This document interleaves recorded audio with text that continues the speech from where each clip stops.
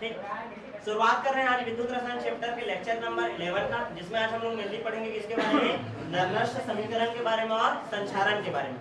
नरनष्ट समीकरण क्या होता है, ध्यान देना, नरनष्ट समीकरण क्या होता है, इसका डेनियल सेल के मान कैसे निकाला जाता है, ये दो क्वेश्चन आता है। नरनष्ट समीकरण क्या है, समीकरण दीजिए करके 3 नंबर का क्वेश्चन आ जाएगा, मान लो 5 नंबर का क्वेश्चन आया तो नरनष्ट समीकरण लिखना और डेनियल सेल के लिए क्या करना है, आपको उत्पत्ति करना है। 2 क्वेश्चन इससे निर्माण होता है। और उसके बाद है आपका संचारण। संचारण जो है, ध्यान देना, संचारण का मेनली 3 उदाहरण देते हैं हम लोग। एक तो तुम्हारा तांबे का जो परत है उसका क्या पढ़ना, हरा पढ़ना, एक तो चांदी का मलिन होना और लोहे का जंग लगना। उसमें संचारण में मेनली हम लोग उदाहरण लेंगे लोहे का जंग लगना, ठीक है, रस्टिंग ऑफ आयरन, ठीक है ना, आयरन रॉड, ठीक है। तो उसके बारे में हम लोग पढ़ेंगे और फिर संचारण से बचाने के क्या क्या उपाय हैं उसके बारे में पढ़ेंगे। ये दोनों जो टॉपिक है मोस्ट टाइम पे टॉपिक है, 55 नंबर का आता है, ठीक है। तो सबसे पहले हम लोग शुरुआत कर रहे हैं किसका, नरनष्ट समीकरण, ठीक है। नरनष्ट समीकरण का जरूरत क्यों पड़ा, असल में हुआ क्या था, ध्यान समझना। कोई भी जो इलेक्ट्रोड है, हम लोग इलेक्ट्रोड के क्या निकाल रहे थे, इलेक्ट्रोड विभव निकाल रहे थे, ई निकाल रहे थे, और उसका इलेक्ट्रोमोटिव फोर्स ज्ञात कर रहे थे। इलेक्ट्रोमोटिव फोर्स, इसी क्या बोल रहा था मैं, ई बोल रहा था, क्लियर है, विद्युत वाहक बल या ई। तो इसका जो मान रहता है 2 चीजों के ऊपर निर्भर करता है, एक तो निर्भर करता है ताप के ऊपर और दूसरा करता है किसके ऊपर, सांद्रता के ऊपर, ठीक है। तो ईएमएफ का जो मान है, इलेक्ट्रोमोटिव फोर्स या ई का जो मान है, उसका निर्भरता ताप और सांद्रता के ऊपर प्रदर्शित करने के लिए, दर्शाने के लिए, ठीक है, नरनष्ट नामक वैज्ञानिक ने एक समीकरण दिया, ठीक है, कि जो ई का मान है वो ताप के ऊपर और सांद्रता के ऊपर क्या करता है, निर्भर करता है। इसको बताने के लिए नरनष्ट ने अपना एक समीकरण दिया जिसको बोला गया क्या, नरनष्ट का समीकरण। क्या बोला गया, नरनष्ट का समीकरण। यहाँ तक क्लियर है कि नहीं। और नरनष्ट का जो समीकरण था वो कैसे दिया, अब चूंकि ई के लिए ज्ञात किया गया, इसमें क्या होगा, कोई धातु का क्षण होगा, उसी धातु का क्या होगा, विलयन होगा, उसमें उसको डुबाया गया, ठीक है। अब जैसे कि ध्यान देना, ये धातु का क्षण एम है, ठीक है। अब जब इसको इसके विलयन में डुबाया गया है तो ये जो धातु है इसमें क्या होता होगा, ऑक्सीकरण का प्रक्रिया हुआ होगा, ऑक्सीकरण का प्रक्रिया हुआ होगा और ये अपना इलेक्ट्रॉन त्यागा होगा और एक इसमें कन्वर्ट हो गया Mn+ और मान लो ये n इलेक्ट्रॉन त्यागा है, क्लियर है। या फिर ऐसा भी बोल सकते हो आप लोग, ध्यान से समझना, कि Mn+ था, वो 2 इलेक्ट्रॉन ग्रहण किया होगा यहाँ पास का विलयन का Mn+ और यहाँ पास का 2 इलेक्ट्रॉन को क्या किया होगा, ग्रहण, और वो कन्वर्ट हो गया किसमें, M में, किसमें कन्वर्ट हो गया, M में, ठीक है। 2 इलेक्ट्रॉन ग्रहण करके किसमें कन्वर्ट हो गया, M में। यहाँ तक क्लियर है कि नहीं। तो ये वाला जो अवस्था है वो कौन सा अवस्था है, ऑक्सीकृत अवस्था है। कौन सा अवस्था है, ऑक्सीकृत। और जब उसमें इलेक्ट्रॉन जुड़ गए तो ये कौन सा अवस्था हो गया, अपचयित अवस्था। कौन सा अवस्था आ गया, अपचयित अवस्था। तो इस अवस्था को वो जब प्रदर्शित किया पर नरनष्ट, तो कैसे बताया, ई किसका क्या हो रहा है, Mn+ कन्वर्ट हो रहा है किसमें, M, इसमें कन्वर्ट हो रहा है M। इसका जो मान होता है, इसका जो मानक मान आएगा Mn+, इसमें कन्वर्ट हो रहा है M में, क्या आएगा यहाँ पास, माइनस क्या आता है, RT/NF log E, या इसी को लिखते हैं log E को हम लोग ln भी लिखते हैं, क्या लिख देते हैं, ln। बहुत सारे बुक में ऐसे भी लिखा होगा, ठीक है। यहाँ पास सांद्रता किसका, अपचयित अवस्था का, किसका, अपचयित अवस्था, सांद्रता अपचयित अवस्था, ठीक है, बट्टे क्या होगा, सांद्रता किसका, ऑक्सीकृत अवस्था का, किसका, ऑक्सीकृत अवस्था का, क्लियर है।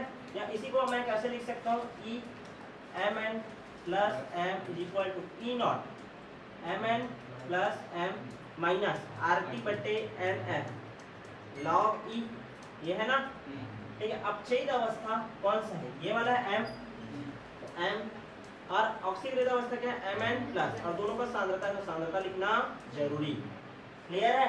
तो 2 रूप में लिख लिए इसको, और यही जो समीकरण है इसी को बोला गया कि आपका नरनष्ट का समीकरण। क्या बोला गया, नरनष्ट का समीकरण।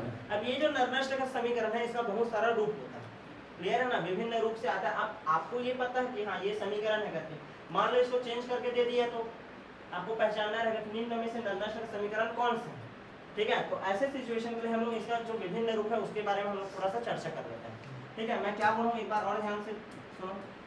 ये जो स्ट्रक्चर है ना, इसके ऊपर काम कर रहे हैं ना हम लोग मेनली, ठीक है। ये आपका धातु का क्या है, एक क्षण है, ये अपना इलेक्ट्रॉन त्यागा हुआ, कितना इलेक्ट्रॉन त्यागा है, n इलेक्ट्रॉन त्यागा, और Mn+ में क्या हो गया, ये चेंज हो गया, क्लियर है। कैसे हुआ है कहानी, Mn+ है, n इलेक्ट्रॉन को मान लो ये ग्रहण कर लिया तो किसमें कन्वर्ट हो गया, M में, ऐसा है कहानी। हम लोग क्या पढ़े हैं, E = E0 - RT/NF log E, अपचयित अवस्था, अपचयित अवस्था बटे क्या होता है बोला हूँ मैं, ऑक्सीकृत अवस्था, ऑक्सीकृत अवस्था। और दोनों का क्या लगा है, सांद्रता, क्या लगा है, सांद्रता। सांद्रता को ऐसे बड़े कोष्टक के अंदर लिखो, क्लियर है। क्योंकि हम लोग किसके लिए ले रहे हैं, ठीक है, तो ई एम एन प्लस किसमें चेंज हुआ है, एम में, ई नॉट किसका ही होगा तो फिर एम एन प्लस किसमें चेंज हुआ है, एम का, माइनस आर टी बटे एन एम लॉग ई। अब चयित अवस्था कौन सा है, ये एम, ये कौन सा अवस्था है, अपचयित, क्लियर है। और ये कौन सा अवस्था है, ऑक्सीकृत। जब किसी से इलेक्ट्रॉन निकला हुआ रहता है तो वो ऑक्सीकृत अवस्था में रहता है, और जब उसमें जुड़ जाए तो ये कौन सा अवस्था बन जाता है, अपचयित। तो यहाँ पास क्या हो जाएगा, एम, और ये क्या हो जाएगा, एम एन प्लस। दो फॉर्म में लिख डाले। तीसरा कैसे रूप में लिख सकते हैं, ठीक है, यदि लॉग ई, ठीक है ना, लॉग ई को हम लोग किस में चेंज कर दें, 10 के आधार में, तो ये क्या आ जाएगा, लॉग ई लॉग 10 में जब चेंज करोगे ना तो 2.303, ठीक है, लॉग 10 ये आ जाएगा, लॉग 10। यहाँ तक क्लियर है कि नहीं। तो यही जो फॉर्मूला है वही क्या किसमें कन्वर्ट हो जाएगा, E M N plus upon M is equal to E naught M N plus upon M, ठीक है, अपॉन लिखा हूँ, ऑब्लिक है, माइनस आर टी बटे एन एम। 2.303 लॉग 10 लिखना है इसके जगह में, तो 2.303 को पहले लिख देता हूँ ये, और ये आर टी बटे एन एम, यहाँ तक क्लियर है। फिर ये लॉग 10 ये लिखूंगा, और m का सांद्रता, और ये एम एन प्लस का सांद्रता, यहाँ तक क्लियर है कि नहीं। अच्छा, यहाँ पर तुम लोग सब चीज को बता सकते हो ना, E बराबर क्या है तुम्हारा विद्युत वाहक बल, ई नॉट बराबर क्या है, मानक विद्युत वाहक बल, क्या है, मानक विद्युत वाहक बल, ठीक है। उसके बाद आर क्या है, सार्वत्रिक नियतांक, सार्वत्रिक गैस नियतांक जैसे रहते ना वैसे वही है, सार्वत्रिक गैस नियतांक। ये मान इसका कितना होता है, 8.314, ठीक है, जूल प्रति मोल, मोल ही है ना, ठीक है। उसके बाद टी है क्या, परम ताप, परम ताप किसमें लेते हैं, केल्विन में, किसमें लेते हैं, केल्विन में, यहाँ तक क्लियर है। और क्या बचा है, एफ फैराडे नियतांक, फैराडे नियतांक।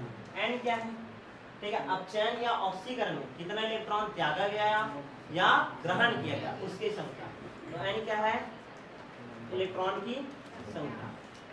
और कैसे इलेक्ट्रॉन त्यागे या ग्रहण किए, त्यागे या ग्रहण किए, क्लियर है, यहाँ तक समझ आया कि नहीं, किसी कोई दिक्कत इतने में नहीं ना, ठीक है। अच्छा, अब ये इसका और स्वरूप चेंज करते हैं ना, यहाँ तक तो सबको समझ आ गया। यदि, ठीक है, आर का मान कितना रख दिया जाए, 8.314, टी का मान 25 डिग्री सेंटीग्रेड, 25 डिग्री सेंटीग्रेड किसमें चेंज हो जाता है, 298 केल्विन में, ठीक है ना। एन को रहने दो, ठीक है ना, एन का मान अलग अलग के लिए अलग अलग होगा।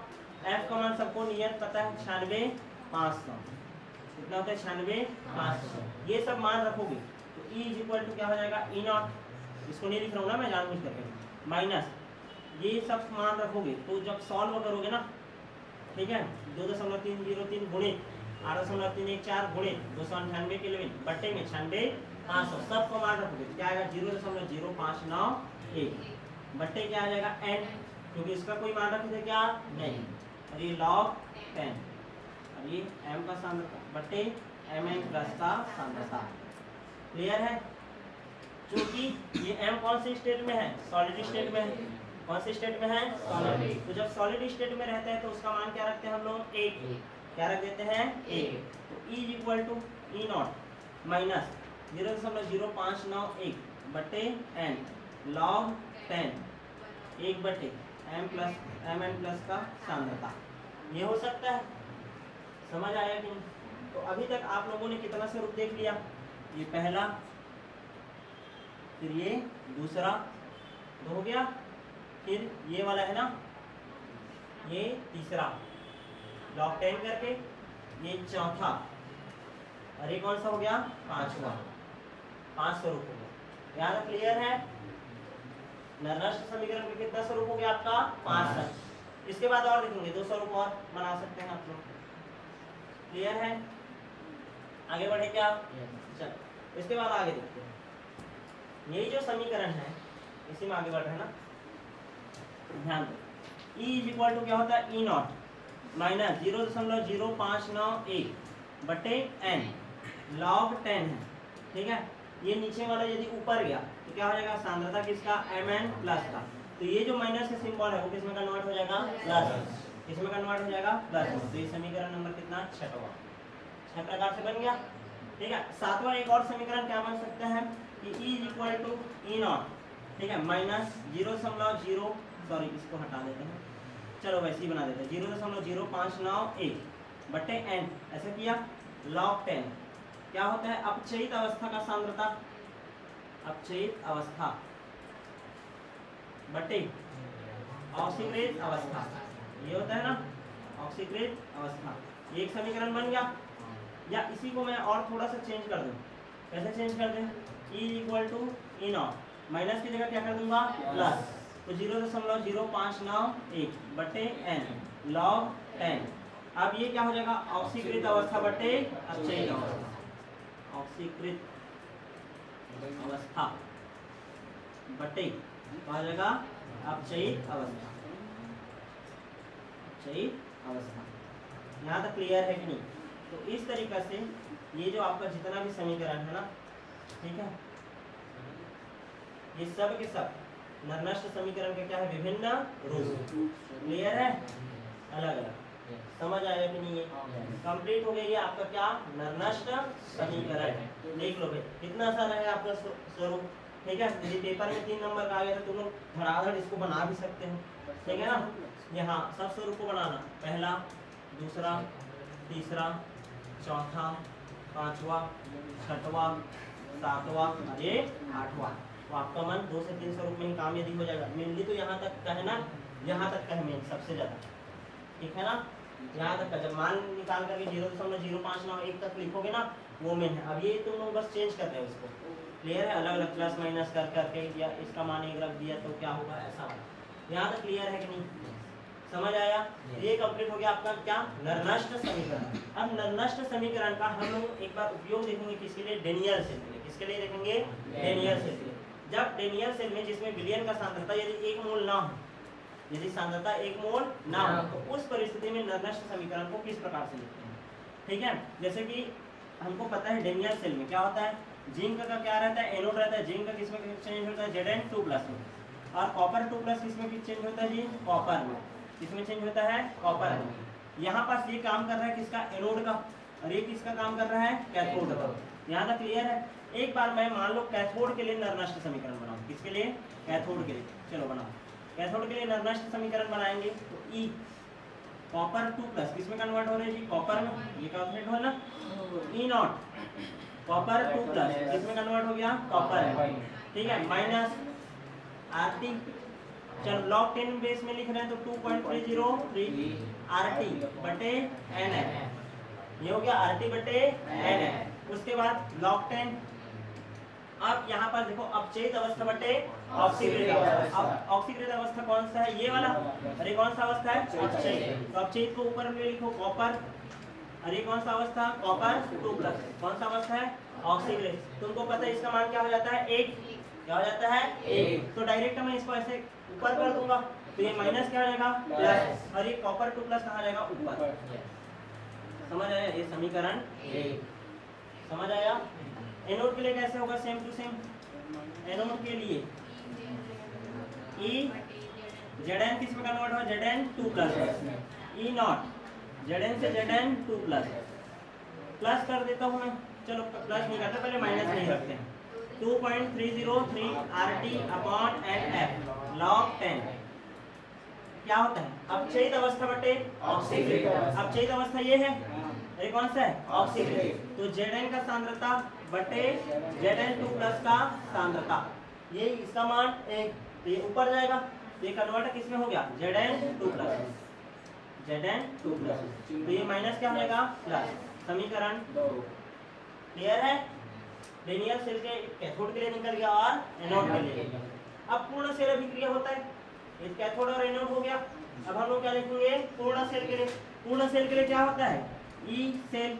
ई सेल कैसे लिखते हो, ई सेल कैसे लिखते हैं, फॉर्मूला याद करो तो, ई कैथोड माइनस ई एनोड।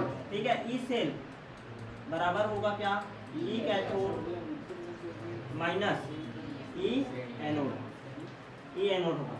तो ई सेल निकालना है, ई सेल निकाल रहे हैं तो कैसे लिखोगे, ई पूर्ण सेल समीकरण को लिखोगे, एनोड और कैथोड। एनोड कैसे रहता है, Zn से Zn2+ और डबल ऐसे करोगे, और उसके बाद क्या रहता है, कॉपर 2+ किसमें कन्वर्ट हुआ रहता है, कॉपर बराबर हुआ। यहाँ तक क्लियर है कि नहीं, ये देखो ना, इसका मान निकाल रहे हैं हम लोग टोटल का। तो ई कैथोड, कैथोड जितना को देखो, ये कैथोड है और ये क्या है, एनोड है।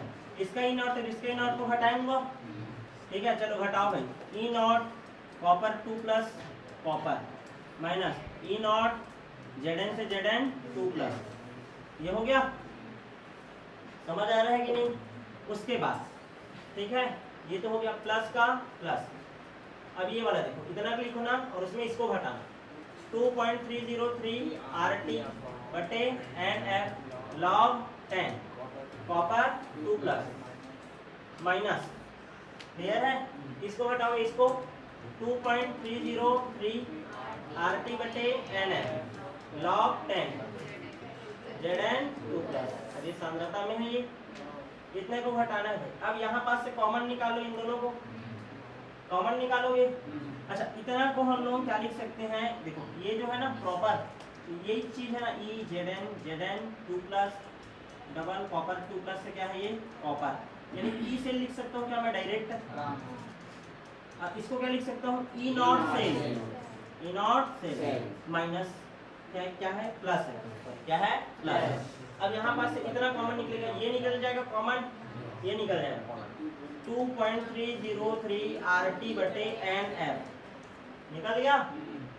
अब यहाँ पास क्या बचा है, ठीक है, log 10 copper 2+ minus log 10 Zn2+, ये बचे हैं। यहाँ तक क्लियर है कि नहीं। इसके बाद देखो, ये वाला है ना इतना। अब यहाँ पास हम लोग को फॉर्मूला पता है, log x minus log y क्या होता है, log x बाई y, ऐसा पढ़े होगे ना, ठीक है, x बाई y, ठीक है। यहाँ तक क्लियर है कि नहीं, इसको x मान लो, इसको y, तो कॉपर 2+ ध्यान दो, तो ई सेल बराबर ई नॉट सेल प्लस का plus 2.303 RT NF log 10 copper 2+ बटे Zn2+, क्लियर है कि नहीं, यहाँ तक समझ आया कि नहीं, क्लियर है। तो ये आपका हो गया किसके लिए समीकरण, डेनियल सेल के लिए, किसके लिए, डेनियल सेल के लिए, डेनियल सेल के लिए।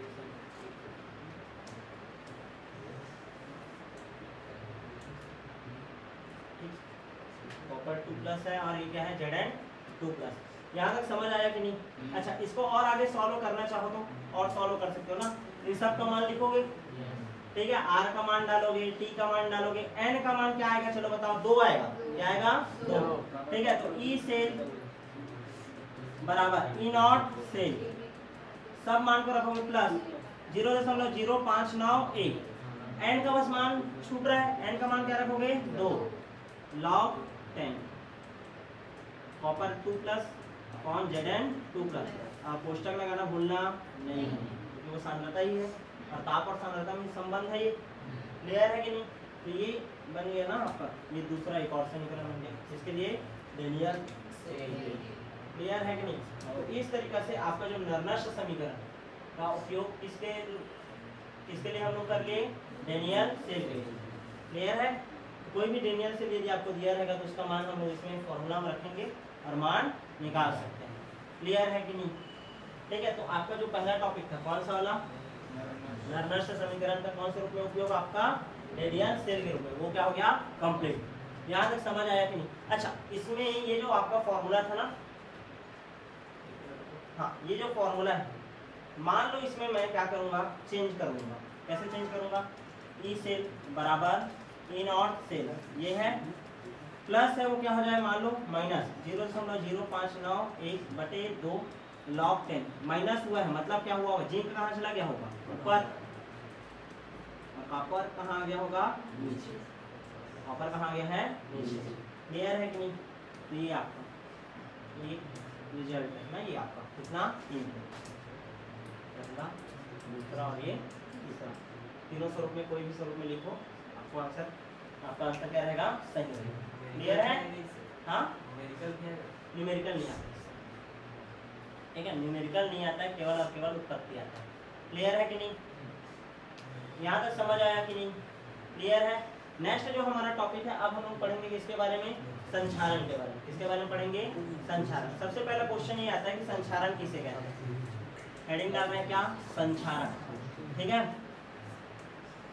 ठीक है। वायुमंडल में उपस्थित जितना भी गैस है और नमी है उसके द्वारा जो आपका शुद्ध यौगिक है उसका अवांछित यौगिकों में बदलने का जो प्रक्रिया है उसी को बोला जाता है क्या, संचारण।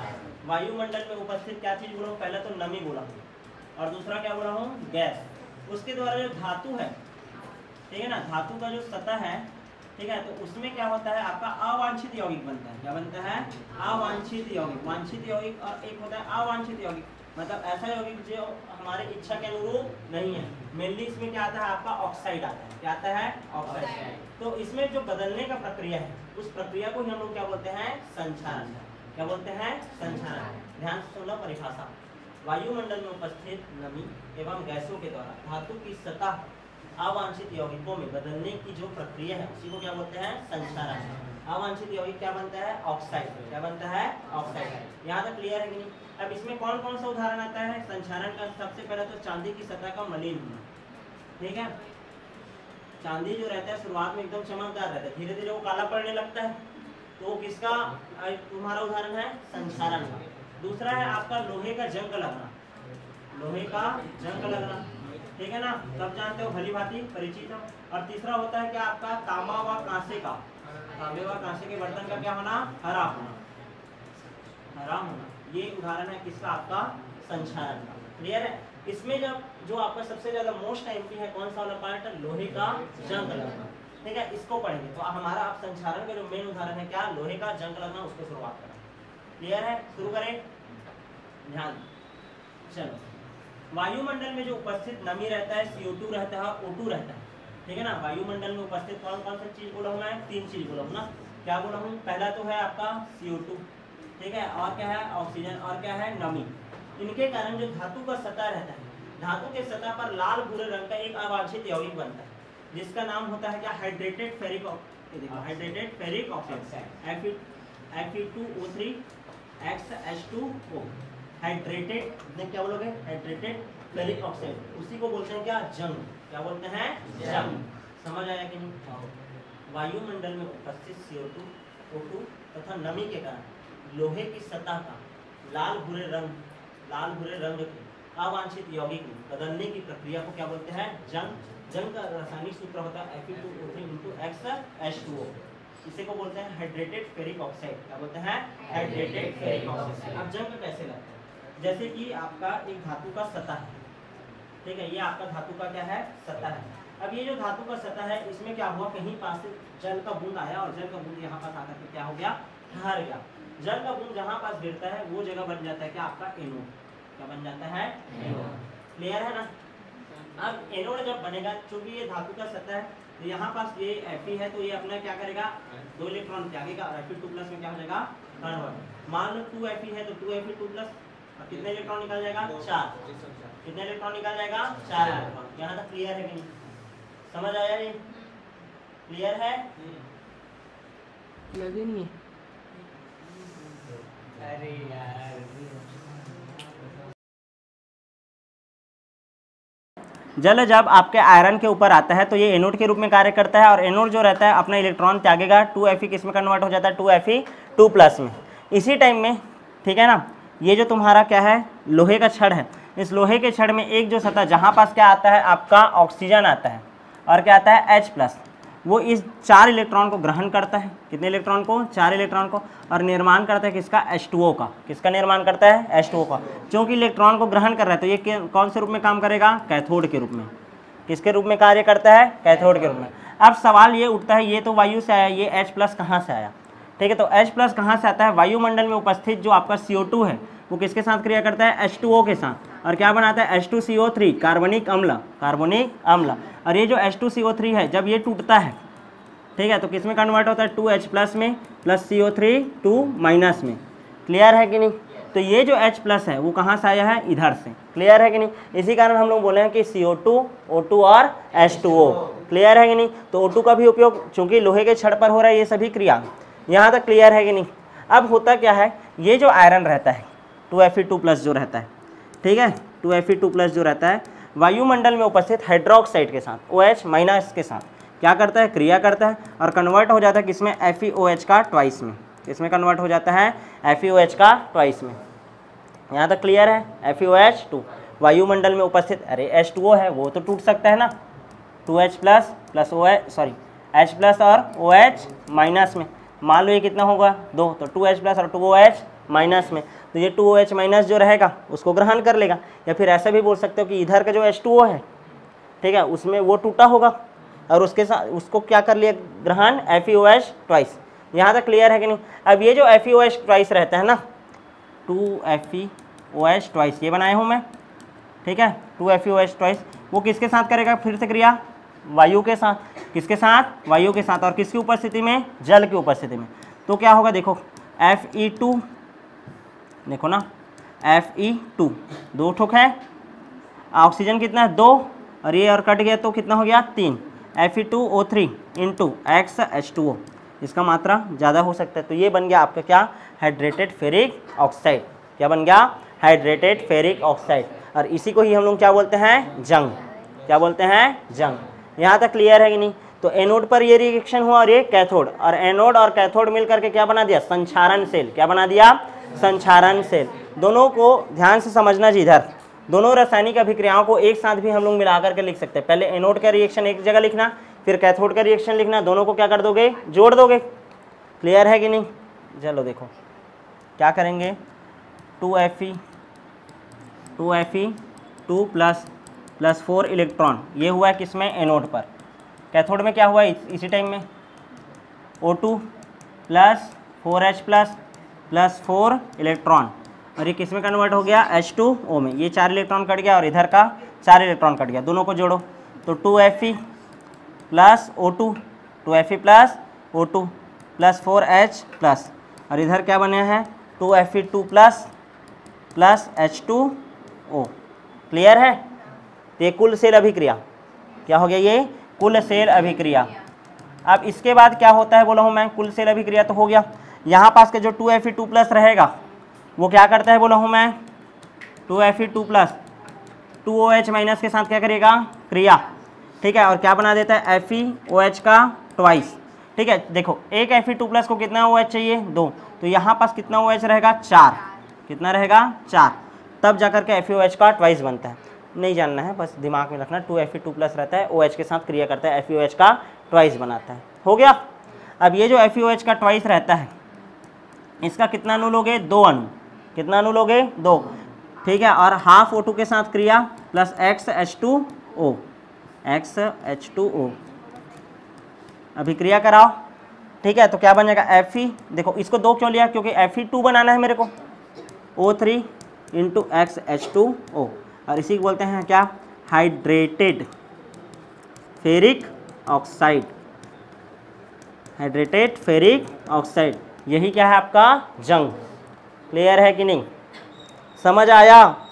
किसको किसको नहीं आया भाई, देख लो भाई अच्छे से। देखो भाई, लोहे का एक छड़ है, लोहे के छड़ के ऊपर क्या हुआ, ध्यान दो, लोहे के छड़ के ऊपर पानी गिरा, पानी गिरने पर ये किसका काम करने लग गया, एनोड का। एनोड का काम किया तो लोहे के छड़ में से इलेक्ट्रॉन निकल गया, 2Fe2+ 4 इलेक्ट्रॉन हो गया एनोड का।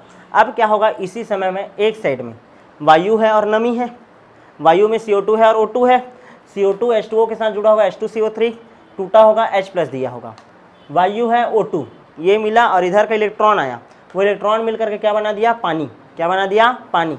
अब इधर कैथोड वाला रिएक्शन हो गया, इधर एनोड वाला। यहाँ तक क्लियर है, दोनों को मिला है। यहाँ पास Fe2+ बना है। अब उसी टाइम क्या हुआ होगा, H2O टूटा होगा, H2O को ग्रहण कौन कर लिया, आपका 2Fe2+। क्लियर है ना। और FeOH का ट्वाइस बनाया, फिर FeOH का ट्वाइस फिर से वायु के साथ क्रिया किया, नमी युक्त वायु, ये नमी है, पानी है तो, और ये क्या है, वायु। समझ आ रहा है कि नहीं। नमी युक्त वायु के कारण क्या में कन्वर्ट हो गया, हाइड्रेटेड फेरिक ऑक्साइड, जो कि कौन से रंग का रहता है, हल्का लाल भूरा रंग का। कौन से रहता है, हल्का लाल भूरा रंग का, और वो क्या रहता है, धातु की सतह से अलग होते जाता है। क्लियर है कि नहीं। तो ये हो गया आपका किसका सिद्धांत, जंग लगने का सिद्धांत। ठीक है, छोटे छोटे ऐसा बहुत सारा, जैसे ये तुम्हारा एक रॉड है ना, तो यहाँ पास एक संचारण सेल बना होगा, यहाँ एक संचारण सेल बना होगा, यहाँ पास बना होगा, कई जगह लगता है ना जंग, तो एक ही स्ट्रोक में एक ही ठोक बनेगा क्या सेल, नहीं। ठीक है, ऐसा छोटा छोटा संचारण सेल बनता है। यहाँ तक क्लियर है कि नहीं। तो ये हो गया आपका संचारण का टॉपिक। अब संचारण से बचाया कैसे जाए। ठीक है, संचारण को सबसे पहले तो संचारण को प्रभावित करने वाले कारक कौन कौन से कारक हैं जो संचारण को क्या कर सकते हैं, प्रभावित कर सकते हैं। तो सबसे पहला कारक है धातु की प्रकृति। धातु की क्या प्रकृति, कोई धातु जितना अधिक क्रियाशील होगा उसमें उतने ही तेजी से संचारण सेल बनेगा और वो आसानी से क्या लगेगा, जंग लगेगा। मतलब मानक अपचयन श्रेणी में ऊपर आने वाले तत्व का संचारण तेजी से होता है। क्या होता है, तेजी से होता है। यहाँ तक क्लियर है कि नहीं। दूसरा, अशुद्धियों की उपस्थिति।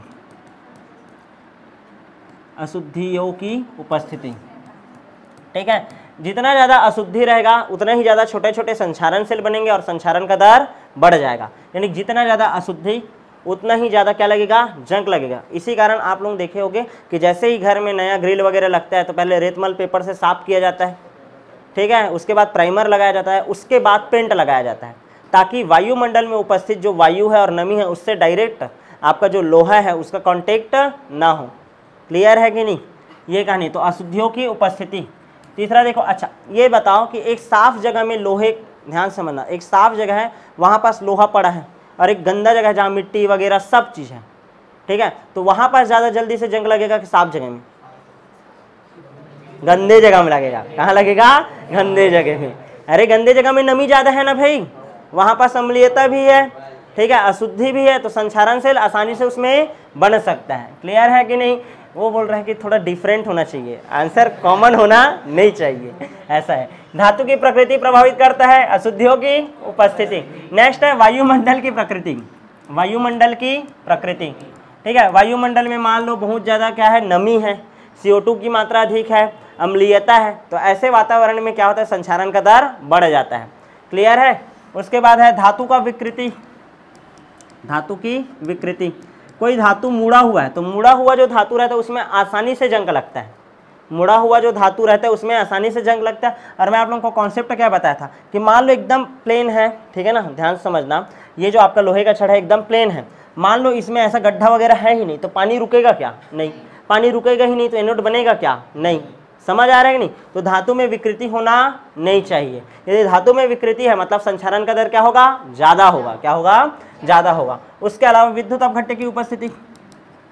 विद्युत अपघट्य की उपस्थिति, यदि विद्युत अपघट्य का उपस्थिति रहा, प्रबल विद्युत अपघट्य रहा, तो आसानी से संचारण सेल बन सकता है। क्लियर है कि नहीं। तो ये 5 कारक हैं जो कि संचारण की दर को क्या करते हैं, प्रभावित करते हैं। ऐसा आता है संचारण किसे कहते हैं, संचारण की दर को प्रभावित करने वाले कारक एवं संचारण से बचाव के उपाय लिखिए। तो संचारण का पूरा पहले परिभाषा देना, फिर लोहे में जंग लगने का केवल वो डायग्राम बनाना, डायग्राम बना करके डील मत करना। यदि आपको इतना सारा कारक भी पूछ दिया, बचाव का उपाय भी पूछ दिया, तो डील करना नहीं है। लेकिन केवल ऐसा आ गया संचारण किसे कहते हैं, लोहे में जंग लगने की क्रिया विधि लिखिए, तो पूरा डील करना पड़ेगा। और कारक को बस ऐसी टाइम पास लिख देना और बचाव को थोड़ा सा डील करना। क्लियर है। तो क्वेश्चन के ऊपर रहेगा वो। क्लियर है। कैसे, यहाँ तक हो गया क्या। अब बचाव के उपाय देखते हैं, संचारण से कैसे कैसे बचाव करते हैं। सबसे पहले बचाव का उपाय है कि आपका रोधिका रक्षण। क्या है, रोधिका रक्षण। मतलब क्या करना है, एक बैरियर बना देना है, किसके मध्य में, वायुमंडल के मध्य में और लोहे की सतह के मध्य में या धातु की सतह के मध्य में। तो इसको हम लोग बोलते हैं क्या, रोधिका रक्षण। जिसमें आप लोग पेंट लगाते हो, बहुत सारे जो धातु रहते हैं उसमें क्या लगाया जाता है, ग्रेस लगाया जाता है, ठीक है ना। इलेक्ट्रॉन प्लेटिंग करके जो लोहा रहता है उसके ऊपर स्टेनलेस या जिंक का परत चढ़ाया जाता है। तो इसी को बोलते हैं कि आपका रोधिका रक्षण। क्या बोलते हैं, रोधिका रक्षण। दूसरा होता है उत्सर्ग रक्षण। क्या होता है, उत्सर्ग रक्षण। क्लियर है। अब उत्सर्ग रक्षण में क्या होता है, ध्यान से समझना। कक्षा में कोई भी गलती करे, ठीक है, छोटा बदमाश और एक बड़ा बदमाश का कहानी बताया था ना, जो बड़ा बदमाश रहता है विकास की ओर ध्यान न दिया जाए, ठीक है। पार्थ विकास को इशारा कर रहा है, ध्यान दो इधर। तो देखो क्लास में एक छोटा बदमाश होता है और एक कौन होता है, बड़ा बदमाश होता है। तो छोटा बदमाश होता है वो मान लो गलती किया तो भी नाम किसका फंसेगा, बड़ा बदमाश का। क्लियर है कि नहीं, ऐसा कहानी होता है ना, यानी ये बच जाता है, ठीक है, ये अतलंग करता है। तो वैसे ही समझो उत्सर्ग रक्षण में क्या होता है कि जैसे लोहा है, लोहा क्रियाशील धातु है तो उसमें से आसानी से इलेक्ट्रॉन निकाल सकते हैं। लोहे से भी अधिक क्रियाशील धातु यदि है, लोहे से अधिक क्रियाशील धातु क्या है आपका, जिंक है जैसे कि, तो लोहे के ऊपर हम लोग किसका परत चढ़ा देंगे, जिंक का। तो जिंक से इलेक्ट्रॉन निकलने लग जाएगा, मतलब ये किसका काम करने लग जाएगा, एनोड का। किसका काम करने लग जाएगा, एनोड का। और यहाँ पास से इलेक्ट्रॉन निकलना बंद, मतलब ये संचारण सेल बनेगा क्या, नहीं। तो ये अपने प्राणों का क्या कर दिया, उत्सर्ग कर दिया। क्या कर दिया, उत्सर्ग। तो इसी को बोला जाता है उत्सर्ग रक्षण। क्या बोला जाता है, उत्सर्ग रक्षण। यहाँ तक क्लियर है कि नहीं। मतलब जब लोहे की या कोई धातु है, उस धातु से अधिक क्रियाशील धातु का जब परत उस धातु के ऊपर चढ़ाया जाता है तो उस धातु, वो जो धातु है जो अधिक क्रियाशील है, उससे इलेक्ट्रॉन निकलने लगते हैं, ठीक है, वो एनोड की तरह कार्य करने लग जाता है। क्योंकि इसके कारण जो आपका कम क्रियाशील धातु है वो संचारण से क्या हो जाता है, बच जाता है। इसका उत्सर्ग हो गया, इस कारण इसको बोला गया क्या, उत्सर्ग रक्षण। क्या बोला गया, उत्सर्ग रक्षण। अच्छा, लोहे की परत के ऊपर जिंक का जब लेप किया जाता है, यानी जिंक का परत चढ़ाया जाता है, तो उस प्रक्रिया को बोलते हैं गैल्वेनाइजेशन। एक नंबर का क्वेश्चन कई बार आया है, गैल्वेनाइजेशन किसे कहते हैं। तो याद रखना, लोहे के परत के ऊपर उससे अधिक क्रियाशील जिंक धातु की परत चढ़ाने की प्रक्रिया को गैल्वेनाइजेशन कहा जाता है। यह संचारण, ठीक है ना, संचारण से बचाव हेतु प्रयुक्त उत्तम विधि है। क्लियर है, ऐसे करके लिखना, गैल्वेनाइजेशन क्या है करके आएगा तो 2 नंबर का आता है, ठीक है। आगे बढ़े क्या, नेक्स्ट है विद्युतीय रक्षण। क्या है, विद्युतीय रक्षण, ठीक है ना। विद्युतीय रक्षण किसके लिए किया जाता है, पहला तो रोधिका रक्षण हो गया, दूसरा क्या हो गया, उत्सर्ग, तीसरा है विद्युतीय रक्षण। विद्युतीय रक्षण किसके लिए किया जाता है, ऐसे ध्यान से समझना, ऐसे धातु जो कि जमीन के अंदर गड़े होते हैं। क्लियर है, जैसे कि पेट्रोल पंप में पेट्रोल टंकी है, जमीन के नीचे है, ठीक है, आपका पाइपलाइन है, ठीक है, पहले लोहे का चलता था पाइपलाइन, ठीक है। तो उन सब का मान लो जंग से बचाव करना है, तो उसका जंग से बचाव कैसे होता है, तो ध्यान से देखो, जैसे ये लोहे का पाइप है, क्या है, लोहे का पाइप। लोहे का पाइप आपको पता है ये किसकी तरफ काम करता है, एनोड की तरह। किसकी तरह काम करता है, एनोड की तरह। मान लो मैं इससे भी अधिक सक्रिय धातु को इसके बगल में जोड़ दूं।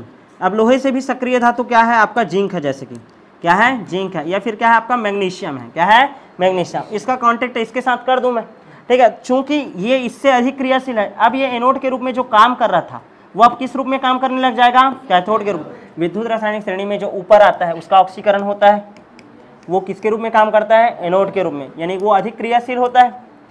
लोहा है, लोहे से भी अधिक क्रियाशील कौन होता है, जिंक, और कौन होता है, मैग्नीशियम। यकीन नहीं हो तो लेके भारत सरकार का नाम मांगे अलमारी, मांगे आया मन जाने करे, फिर कनाडा को, फिर एफी। तो देखो एफी नीचे आ रहा है और ऊपर वाला जो तत्व है, ऊपर वाला जो तत्व है वो अधिक क्रियाशील है। तो ऊपर आने वाला जो अधिक क्रियाशील धातु है उसको हम लोग जब उपयोग कर रहे हैं, चूंकि पहले ये एनोड के रूप में काम कर रहा था, अब ये किस रूप में काम करेगा, कैथोड। और ये कौन से रूप में काम कर रहे हैं, एनोड। क्लियर है, तो इससे इलेक्ट्रॉन निकलने लग जाएगा और इसका ध्यान देना, इसका संचारण हो पाएगा क्या आप, नहीं, संचारण नहीं हो पा रहा है, यानी कि कैथोड का क्या हो रहा है, रक्षा हो रहा है। क्या हो रहा है, रक्षा हो रहा है। तो इसी को बोलते हैं कैथोडिक रक्षण। क्या बोलते हैं, कैथोडिक रक्षण, कैथोडिक रक्षण। क्लियर है कि नहीं। या विद्युतीय रक्षण इस कारण बोला क्योंकि एक बन गया एनोड और एक बन गया क्या, कैथोड। यहाँ तक क्लियर है कि नहीं, ठीक है। अब चयन विभव का मान इसका क्या होता है, कम होता है, ठीक है, एनोड होता है। क्लियर है कि नहीं, ये वाला कॉन्सेप्ट चलता है। यहाँ तक क्लियर है। ये हो गया आपका विद्युतीय रक्षण। और कौन सा है, जंग विरोधी विलयन का लेप लगाना, जंग विरोधी विलयन का लेप लगाना, जंग विरोधी विलयन का लेप लगाना। क्षारीय फास्फेट या क्षारीय क्रोमेट विलयन, क्षारीय फास्फेट या फिर क्या बोला हूँ मैं आपका, क्षारीय क्रोमेट, ठीक है ना। इनका यदि हम लोग क्या करते हैं, धातु की सतह के ऊपर विलयन लगा देते हैं तो आपका जो धातु रहता है उसका संचारण से क्या हो जाता है, बचाव। तो इस तरीक़ा से आपका जो 2 टॉपिक था, नरनष्ट समीकरण और उसका डेनियल सेल में किस तरीक़ा से यूज किया जाता है, दूसरा संचारण क्या है, लोहे में जंग लगने की क्रियाविधि, संचारण को प्रभावित करने वाले कारक और संचारण से बचाव, वो पूरी तरीके से होता है कंप्लीट। अब जो हमारा इस चैप्टर का सेकंड लास्ट लेक्चर होगा जिसमें हम लोग पढ़ेंगे व्यापारिक सेल में प्राथमिक सेल के बारे में। मुख्यतः हम लोग को पढ़ना है शुष्क सेल और मरकरी सेल। उसके बाद हम लोग को पढ़ना है द्वितीयक सेल, निकिल कैडमियम सेल और सीसा संचायक सेल, और उसी के साथ हम लोग एक और टॉपिक पढ़ेंगे ईंधन सेल। ठीक है, ये केवल 5 सेल के बारे में हमको पढ़ना है एक साथ। वैसे आने का चांसेस केवल और केवल एक सेल का होता है, शुष्क सेल का। ठीक है, लेकिन हमको रिस्क लेना ही नहीं है, तो 5 सेल के बारे में पढ़ेंगे। यानी आने वाले 2 लेक्चर में ये चैप्टर क्या हो जाएगा कंप्लीट। तो मिलते हैं आप नेक्स्ट क्लास में।